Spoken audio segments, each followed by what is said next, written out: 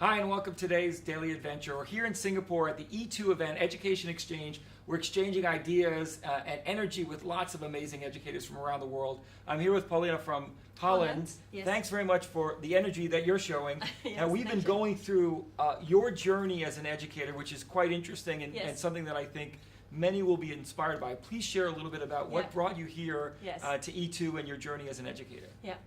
Well, I'm originally an art teacher, and when I finished my university, there was no work, so I changed in ICT, and I did that for 20 years. Then the computers were as big as this room, of course. Yes. Yeah. And then when I thought, after 20 years, I thought, you know, when I want to have more female colleagues, I have to start in education, and then I quit my job, and I did it. And that's now 15 years ago, and then this summer my 5th book is coming out about coding. But 2 days a week I'm in a school of special education need children, and I teach some ICT, and we have this Makers Lab, and we make like a combination of robotica and ICT, but also with real making and working with woods and iron and soldering and tinkering, lots of tinkering. That's amazing. That's amazing. Your journey is quite interesting because not only did you kind of go from art to technology because you saw a need in the workplace, which still exists, by the way. Yes, yes. It exists especially for young girls and getting women into the technology field. Yeah. I'm curious about your skills and your experiences both in art and in technology, how you're applying that into the classroom to inspire not only boys but girls into pursuing a path that you've taken. Yeah, well, we see, because I do teach now for quite a long time already, we see that in our school there's increasing of girls choosing technology, because I only teach 12 to 14 years old, and now girls are getting more and more into techniques because I'm their ICT teacher. That's great. But in the beginning, when the children come for the first time, they come in at 12, they see me and they think, what's she going to teach us?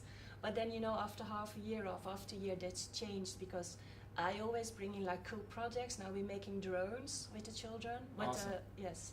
And so you've got some cool projects here. I've got some, I know that you're I'm a really microbit. into the microbit. I'm really in love with the microbit. So I made like this small thing, you see? But I also make like shoes. I always want those. Yeah. So here it is. If I'm standing still, it is blue. But if I start walking, it's doing the shake. So you're using the accelerometer in the microbit to actually have the extensions to the LED. So you're powering the LED with the battery from the microbit. Yes.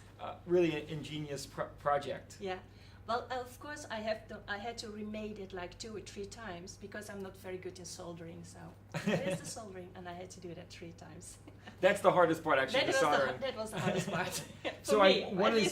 You're an author and have great projects for students and teachers to do in the classroom with ICT. Yeah. And I know that you're working on a book for microbit. Yes. Tell me a little bit about using microbit in the classroom, some of the things that you've seen. You know when I'm really in love with the microbit, because you really start making things, and then the coding is just a little bit, and then really making it and thinking about electricity and the plus and the minus, and then you can use aluminium foil or use making things with the servo motor. Last year I didn't knew that the servo motor was only 180 and 0, so I found out doing it, of course. Sure. So that's the best part. The crafting element is also interesting because you're bringing in different types of students. Some students who are maybe not interested in coding at all, they're learning to use a computer and code to get a project done, to make their craft come alive. And I think that's part of the way in which we want to blend technology in the workplace, but certainly in all subject matter. Yeah, but I think that the microbit is more powerful for 12 to 14 years old, because when you give it too young, it's like when you give somebody a Ferrari and you only teach them to turn out the light on and off.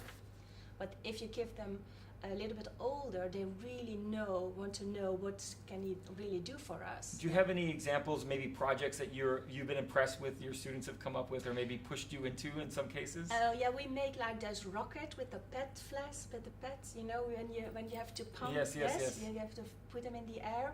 Then we put a microbit on it, and on the other microbit you can see when he's going in the free fall, then you know how high it has been. Okay, nice.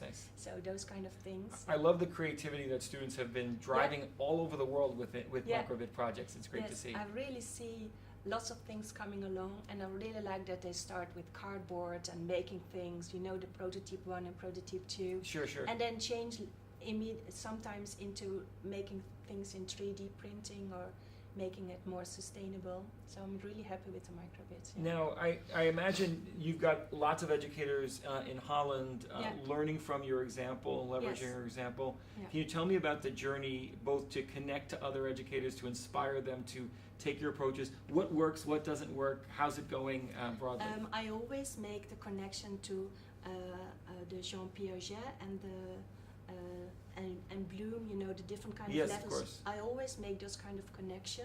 Okay. And also it is important that children first have to read the code and then change the code and then learn how to write them themselves. So those steps is described in Jean Piaget. Yeah, learning by doing as we go along, for sure. But also when you tell the teachers that it is that level, you kind of see, because that is the subject they know about. Yeah, they know about the educators and about the theory, so then they know what to do. Great. Yeah. I have a question for you. Please. Yeah, because now I'm doing a project with the microbit with blind children.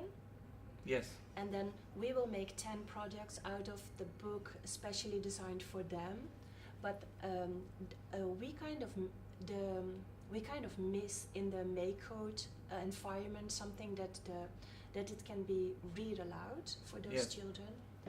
So that would be, for us, it would be really interested, and for this, because if they can learn how to code with the microbit, because they have very cool ideas how to do with it, then they can go one step ahead and learn about JavaScript or having things. It's an interesting idea.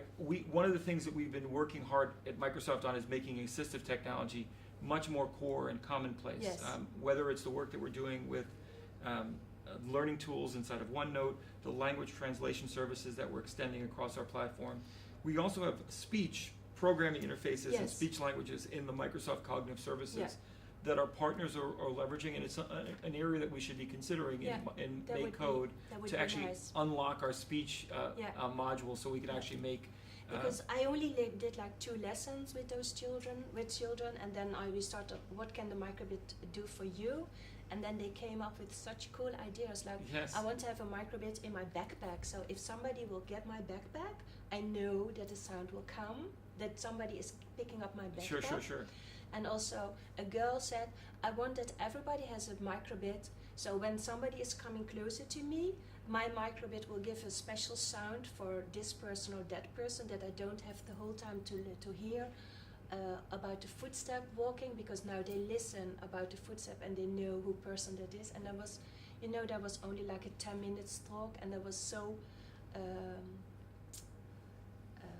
for me so special that they came up after only 2 lessons with those ideas already. It's amazing what students are creating, and I love the idea to first off be inclusive about how technology can help all students who have special needs. And one of the things that we've seen and we've learned is that assistive technology often inspires innovation that's broader. And this is true. Learning Tools was initially formed for helping students learn to read who may have dyslexia, dysgraphia, etc. But we've seen it become a powerful tool for second language learners, for students who are just learning to read. These are examples that we think about with the Microsoft Seeing AI platform, which is designed for people who have poor vision or blind, to actually use machine learning to actually describe environments and actually get stronger with the power of AI to help with assistive technology. This is going to drive insight with our computer vision APIs and the work that we're doing with AI across Microsoft. So these are areas that I know that students will help drive and help create the future. And I thank you for the work that you're doing to inspire your students, because your journey is fascinating, and I know that you're doing amazing work to extend the value of STEM, coding, and getting students to make things happen. So thanks very much for the example that you have in Holland. Thanks for being part of E2 and part of today's Daily Adventure. Happy to be here. Yes, thank you.